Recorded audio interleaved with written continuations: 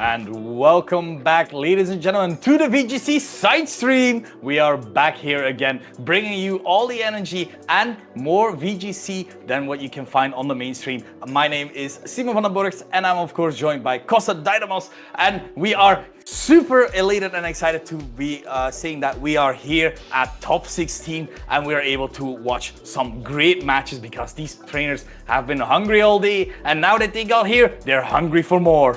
Oh yeah, I do really hope that they would have had their lunch by this time though. But I'm sure that they will have because they're really in good form. We did have a break there, a bit of a refresher for everyone to make sure that they are locking in now that we of course are in the top 16 phase of Worlds, the final stop of the season. And we've had a lot of upsets, a lot of surprises, a lot of action, just generally speaking, especially with the duplication of the amount of action we can stream and feature, obviously, with the side stream right now. Yay!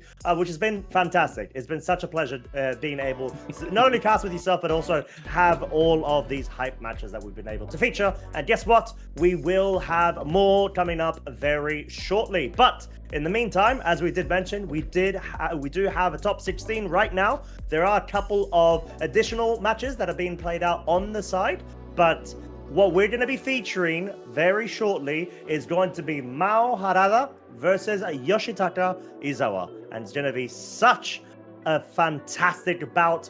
Yet again, another Japanese battle pairing that we're going to be featuring here on the side stream. Yeah, it is.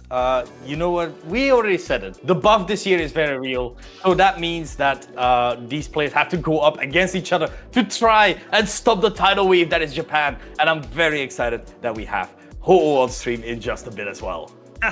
I know, and I mean, it's not like you've been saying it literally the entire day as well as literally the entire yesterday, Shwan. But still, you're right. I mean, Ho-Oh is definitely worth going ahead and checking into and seeing what it's all about. But guess what? No time to go over graphics. We have got the game ready, and already in game one, we got the leads. On the left-hand side, Mao Harada side, we have got the Incineroar and the Calyrex Shadow Rider versus the Fluttermane and the Ho-Oh over on Izakawa's side.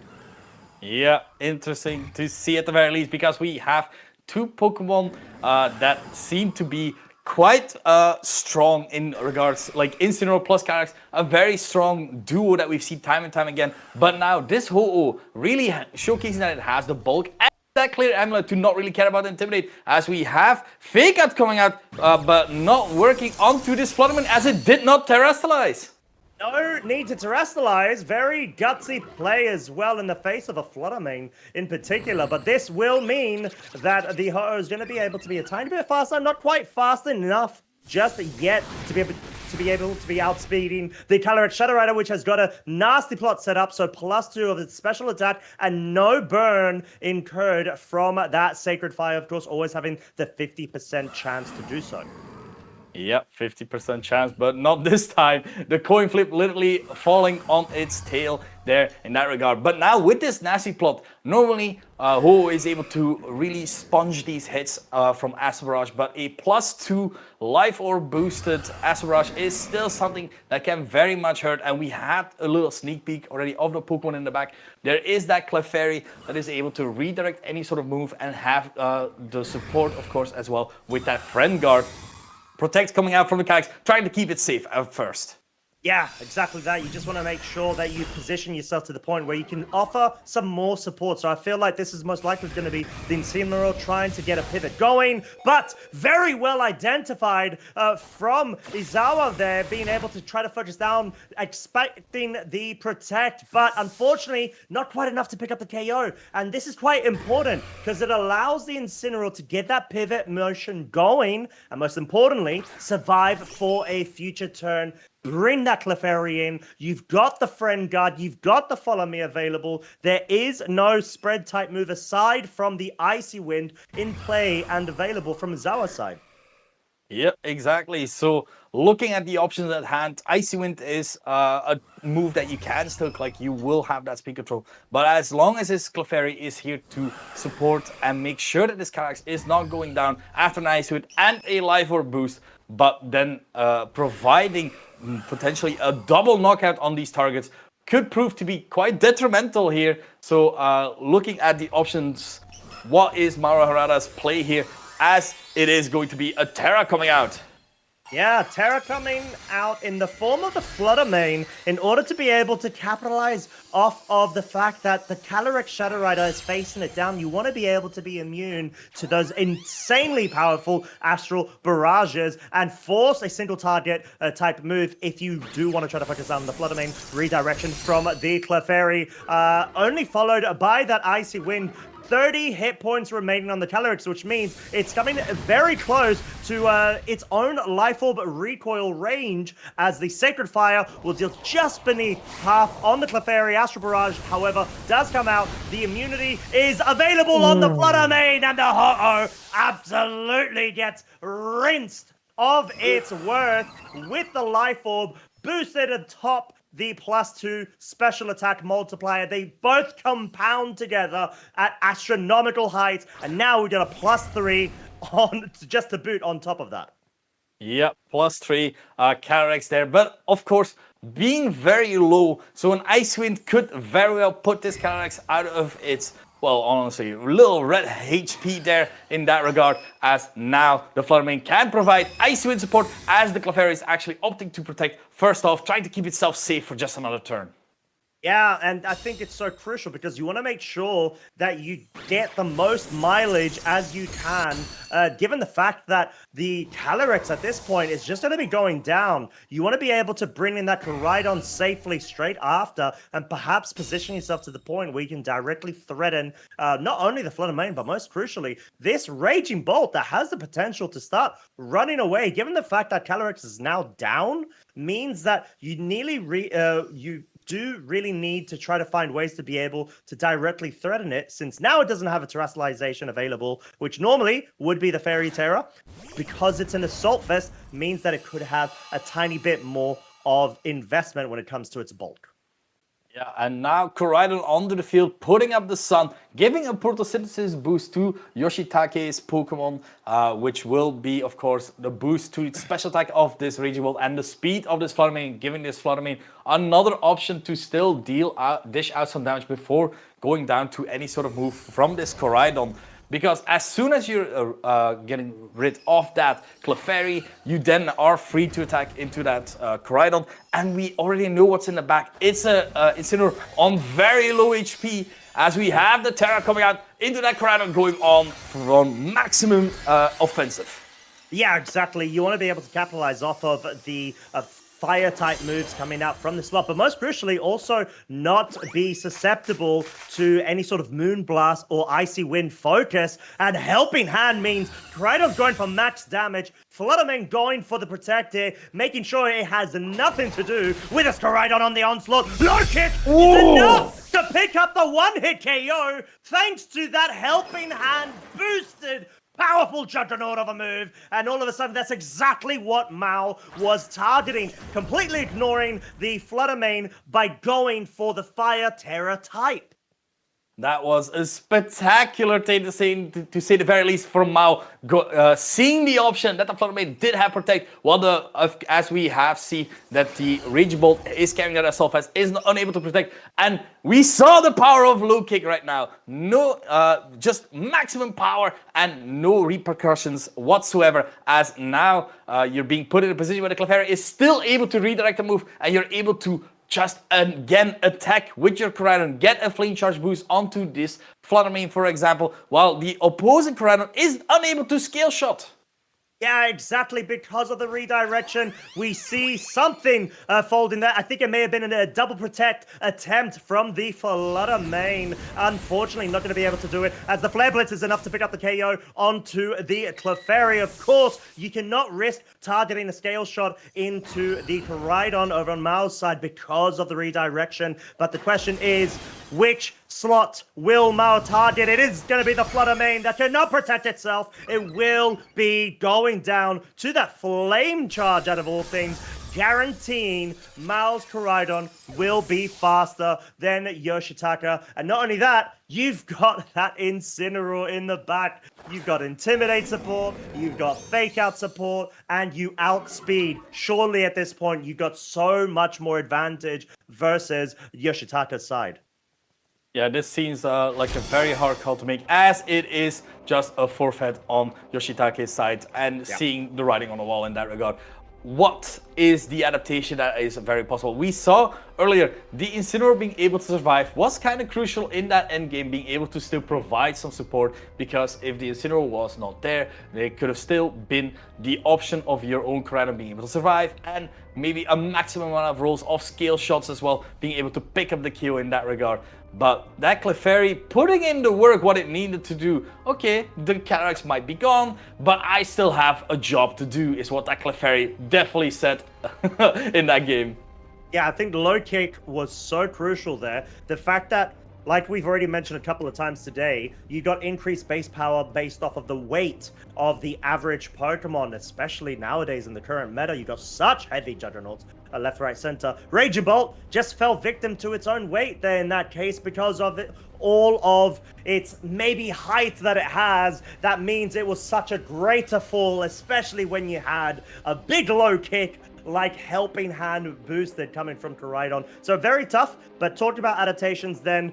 There could be a case of even seeing the Iron Treads coming on to the fore, but it's going to have to try to navigate some uncharted territory. Yeah, it's Iron Hand's Treads more likely to be trying to be a counter towards Miraidon, but this time around we're watching from Yoshitake's side, which we will be seeing the whole and the Flutter Mane. We already know the information. The Flutter Mane is actually faster than the CSR just as well. Incineroar with its Intimidate not affecting the Ho-Oh, as right now the Calyrex is able to just try and get this play going again, what we had from last time. So will there be a different play in that regard?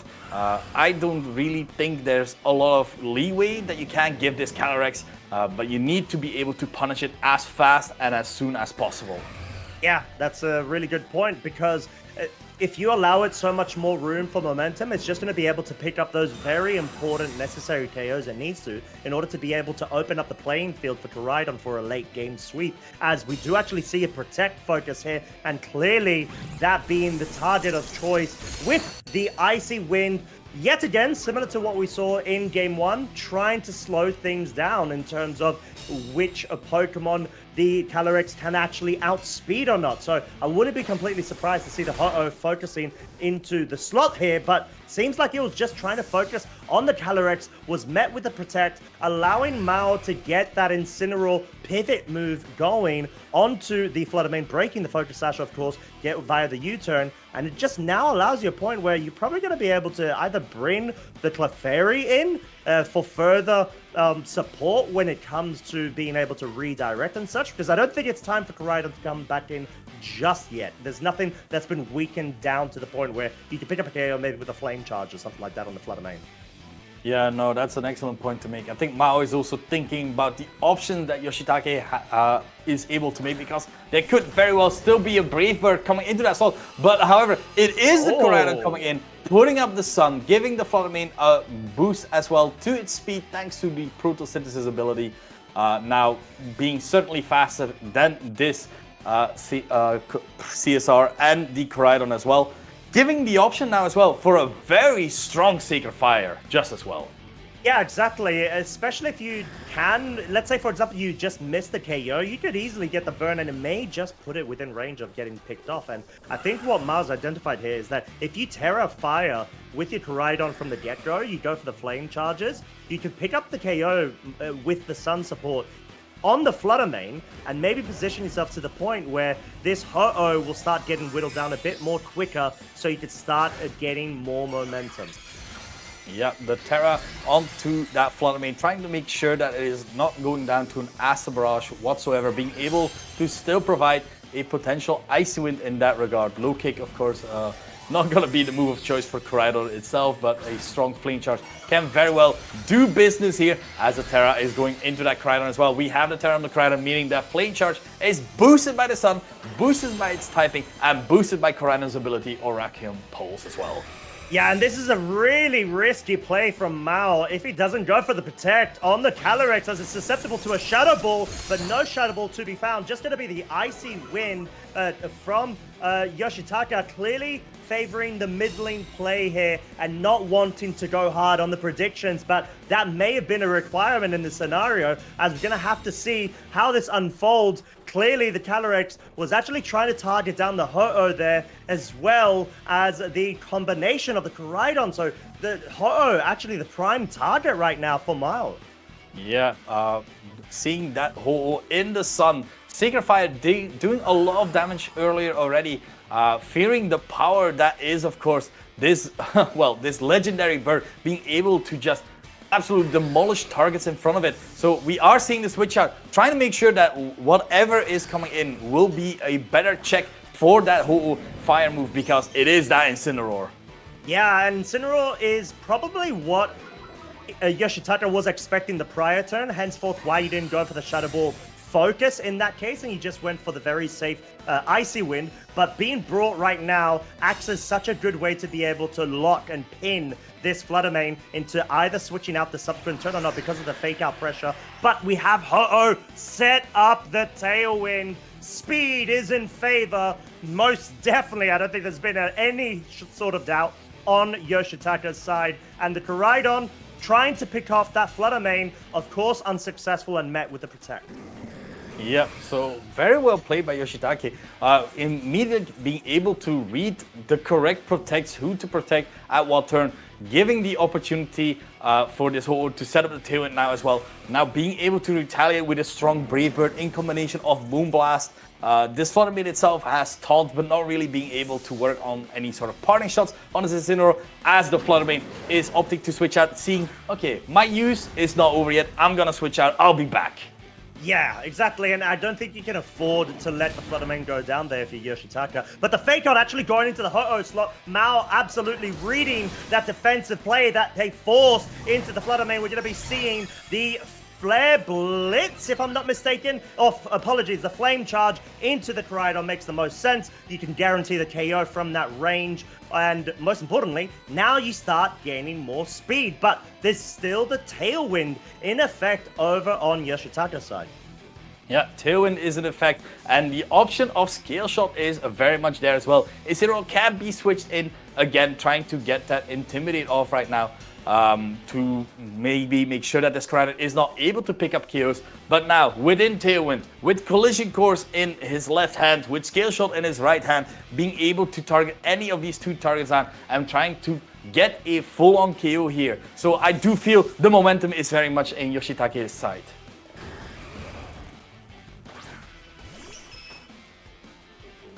Okay, we have the switch out to the Clefairy now, and we have the protect from the Koraidon itself, trying to keep itself safe as the attack is coming out into that Koraidon slot just as well, trying to make sure that that is not going down to any sort of low kick.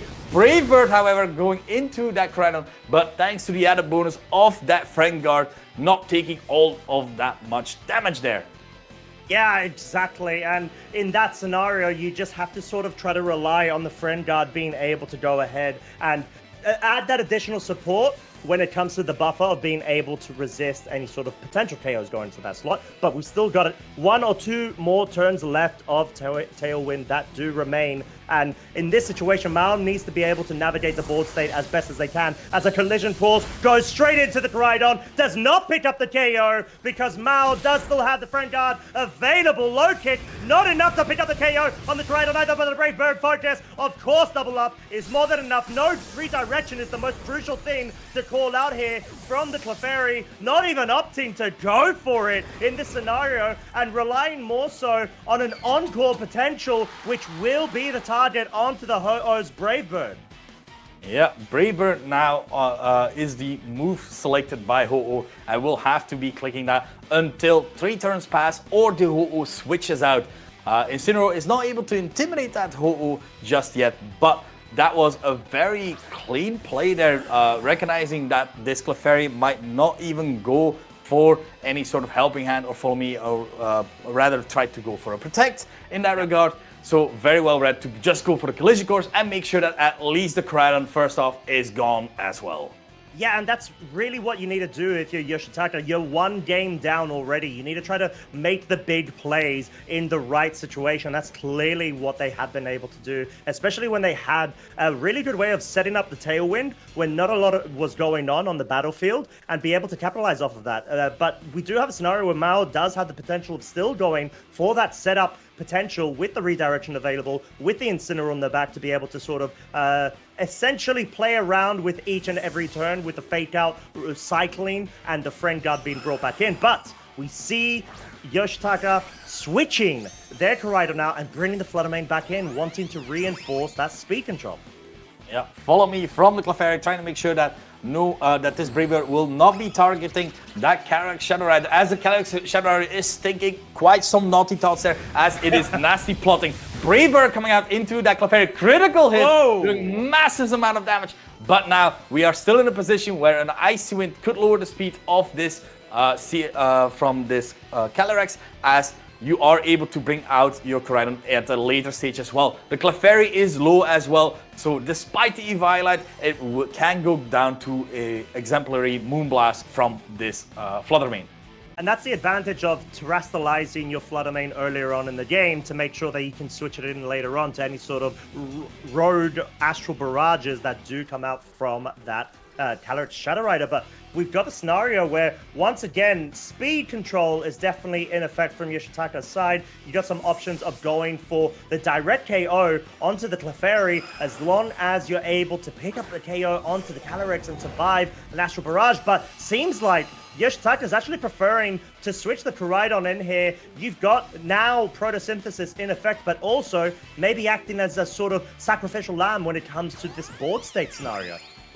Yeah, we have the follow me from the Clefairy, trying to make sure again that nothing will harm this Calyrex Shadow Rider. As the Icy Wind is coming out, bringing the Clefairy just a little bit lower, that it might be in range of a next Icy Wind there. And now a strong Psychic coming out from this Calyrex, making sure that at least the Fluttermane is gone and down and out for the count, as now you do have Pokemon that can come in and being able to threaten the CSR after KOing this Clefairy just as well.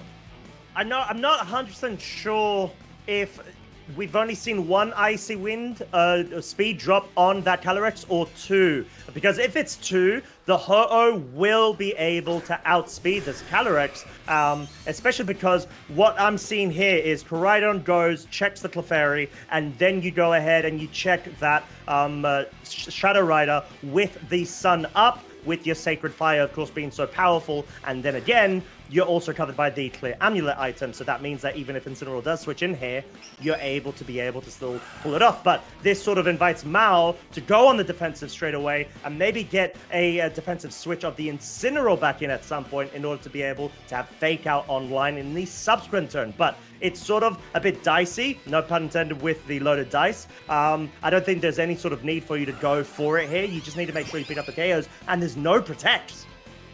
No protect, it is just a follow me from this Clefairy. Seeing the option here, Flare Blitz coming out into the Clefairy. Clefairy finally going down, but now, if the Koraidon is going down, this will be a single target Astral Barrage at +2 with that Lifer. We already saw the devastating amount of damage it can do earlier to this hole, and this Koraidon, it is coming out into these targets, and it will bring both down just as well.